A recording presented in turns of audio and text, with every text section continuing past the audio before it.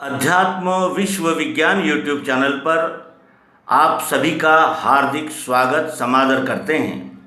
श्री सद्गुरु भगवान मायानंद जी चैतन्य इन्होंने विभिन्न क्षेत्रों के जिज्ञासु और मुमुक्षुओं से प्रश्न आमंत्रित किए थे, जिनका समाधान उन्होंने नर नारायण नामक ग्रंथ में विस्तृत रूप से कर दिया है। और यह हम आध्यात्मिक विज्ञानी जनों के लिए एक प्रकार की मार्गदर्शिका है, जो हमें आस्तिक्य भूमिका तक ले जा सकती है और इसका सूक्ष्म मनन चिंतन होने से हमारे सभी संशय भ्रमों का निराकरण हो सकता है।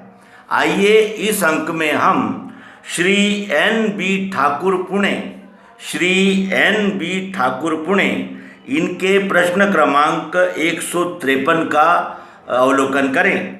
वे कहते हैं कि मनुष्य निर्मित मतों के प्रसार से अर्थात सांप्रदायिक बुद्धि का हठवाद फैलने से जगत का क्या सुधार हुआ है।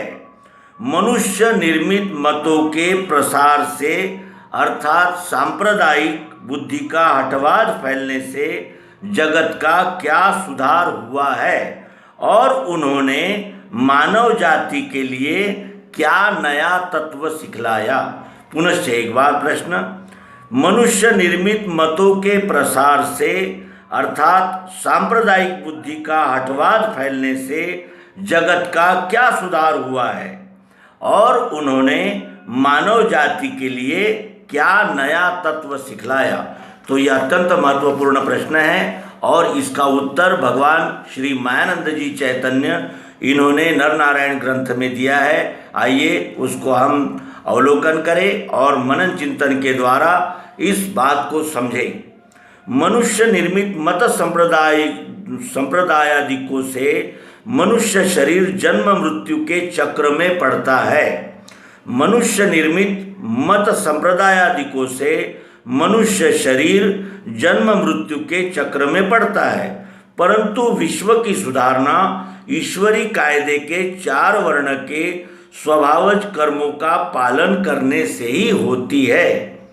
परंतु विश्व की सुधारना ईश्वरी कायदे के 4 वर्ण के स्वभावज कर्मों का पालन करने से ही होती है। स्पष्टीकरण, इसके गुणानुसार त्रिविध स्वरूप उत्तर है। सत्वगुणी दैवी विश्व सेवा वृत्ति के सिद्धांत की दृष्टि से सहस्त्र शीर्षा पुरुषा, इस पुरुष सूक्त में नारायण ने वर्णन किए हुए सनातन सद्धर्म का रूपांतर कर दिखाने की शैली नई सिखलाई और जीव को व्यष्टिरूप अनंत भावनाओं के धुन में लगाकर नारायण प्रणीत चातुर्वर्ण के नाश के साथ ही वर्ण संकर युक्त प्रजा होने का दृश्य दिखाया। यह सुधार की अंतिम श्रेणी है। दूसरा, रजोगुणी मनुष्य वृत्तिमान वर्ग के सिद्धांत की दृष्टि में सांप्रदायिक भावनाओं से गृह, ग्राम, देश, राष्ट्र और संपूर्ण देशांतरों में परस्पर मतों का कलह कैसे करना चाहिए यह सिखलाया, जिससे श्रुति स्मृत्युक्त कर्म व्यवस्था का नाश करने की प्रथा प्रचलित हो गई और यह सुधारणा हुई। तमोगुणी आसुर सिद्धांत की दृष्टि से व्यष्टि रूपी विभूति ही संपूर्ण ईश्वर है, यह नया तत्व सिखलाया और गतकालीन एवं मृत विभूतियों की आराधना अर्थात प्रतिमा पूजन करना यही कल्याण का इति कर्तव्य है, ऐसी रचना की, यह सुधारणा की। अखंड मंडलाकार क्षरग्रति की दृष्टि से विचार करने पर यह निश्चित रूप से मालूम हो जाता है कि सुधारना और कुधारना अथवा उत्कर्ष और अपकर्ष, इवोल्यूशन एंड इन्वोल्यूशन, यह दोनों एक ही स्थान में रहती है। नवीन की दृष्टि से प्राचीन और सुधारना की दृष्टि से कुधारना यह शब्द है। जीवों की दृष्टि से यह विचार ग्राह्य है, न कि अक्षर तत्व पुरुष की दृष्टि से, क्योंकि यह विचार प्रकृति में है न कि पुरुष में। बाल्य, यौवन और वार्धक्य में कौन सी अवस्था सुधारणा की समझना चाहिए। गत प्रत्येक अवस्था समय उसी स्थान में उसी की भावी अवस्था की दृष्टि से कुधारणा एवं अपकर्ष न्यूनत्व है, यह भाव गोचर होता है। परंतु यह भास रूप मिथ्या है। रजोगुण और तमोगुण को सदैव यही तृष्णा रहती है कि विद्यमान अवस्था से कहीं अधिक सुख प्राप्ति के उच्च ऐहिक साधन उपस्थित होने से सुधारणा होती है।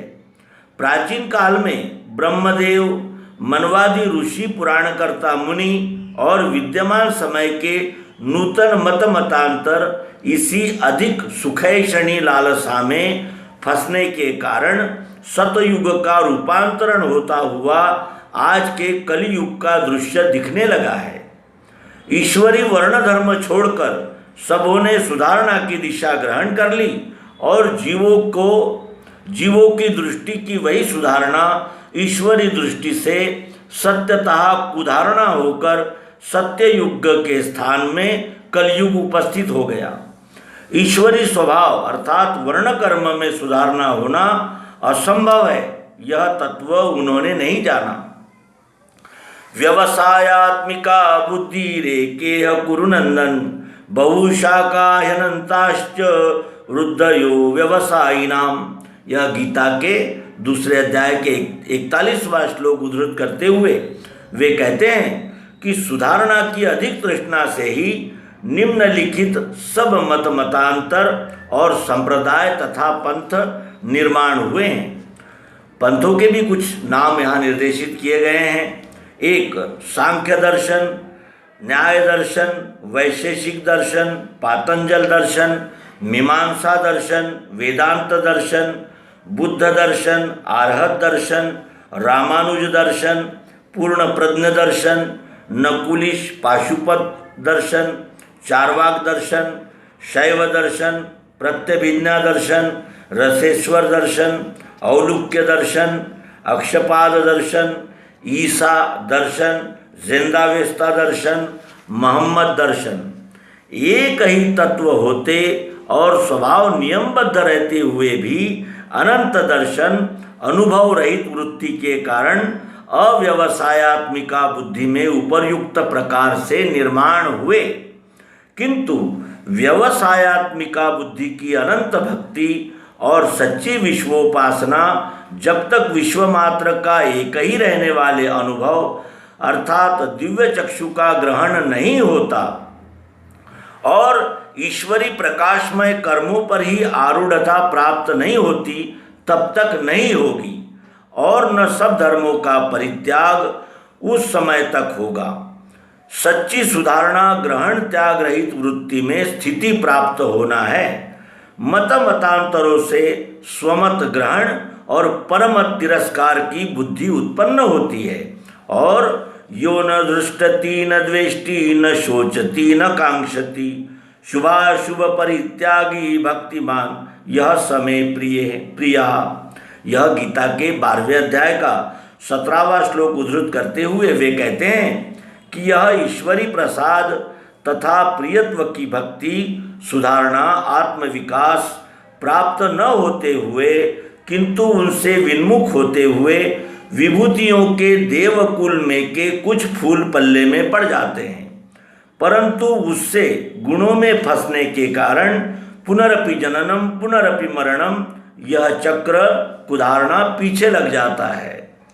मनुष्य शरीर की कुधारणा वर्ण सांकरीय तामसी धर्माधिक्य रास अधोगति अपकर्ष इसी को कहते हैं।